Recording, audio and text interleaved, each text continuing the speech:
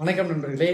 வாழ்க்கையை முழுமையாக வாழ்வது எப்படி என்பதை இந்த கதையின் மூலம் 2026 வெற்றிகரமான வாழ்க்கையை நாம் பயணப்பட முடியும் என்று நம்புகிறேன். சரிங்களா? சரி, இந்த கதைக்குள்ளே போவோமா? இப்போ நம்ம ஊரில் பார்த்தீங்கன்னா எல்லாத்தையும் ஆண்டு அனுபவித்த வயதான முதியோர்கள் இருப்பாங்கப்பா. அவர்கிட்ட கேட்டால் அவர் சொன்னால் எல்லாமே சரியாக தான் இருக்கும் அப்படின்னு சில ஆட்கள்லாம் இருப்பாங்க.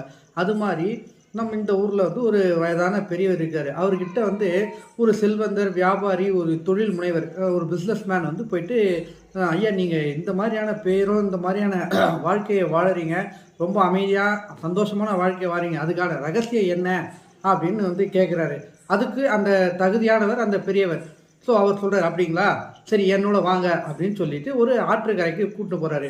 அங்கே ஆற்றுல போகிற தண்ணியில் சரி இந்த தண்ணியில் நீங்கள் கை வைங்கன்னு சொல்கிறாரு. அந்த பிஸ்னஸ் மேனும் அந்த தண்ணியில் கை வைக்கிறாரு. கை வைக்கும்போது நீங்கள் இப்போ எப்படி உணர்றீங்க அப்படின்னு அவர் கேட்குறாரு. அப்படி கேட்கும்போது அந்த தண்ணி ரொம்ப சில்லுன்னு இருக்குது, ரொம்ப புத்துணர்ச்சியாக இருக்குது, ஒரு ஒரு தூய்மையாக இருக்குது, மனசுக்கு ஒரு இனிமையை கொடுக்குது அப்படின்னு சொல்கிறார். அப்படிங்களா, ரொம்ப சந்தோஷம். சரி, இப்போது உங்களுக்கு அந்த புத்துணர்ச்சி, இனிமை, உத்வேகத்தை கொடுக்கக்கூடிய அந்த தண்ணியை உங்கள் கைகளால் பிடிச்சு கொடுங்க அப்படின்னு சொல்கிறாரு. எப்படி அந்த தண்ணியை நம்ம பிடிக்கிறது அப்படின்னு ஒரு யோசனையிலே அந்த பிஸ்னஸ் மேன் பார்த்தீங்கன்னா தண்ணியை பிடிக்கிறாரு, கையில் சேர்த்து பிடிக்க பார்க்குறாரு. ஆனால் தண்ணியில், ஏன்னா ஆற்றுல தண்ணி அடிச்சுட்டு போயிட்டே இருக்கும், அது போயிட்டே இருக்கும். சரிங்களா?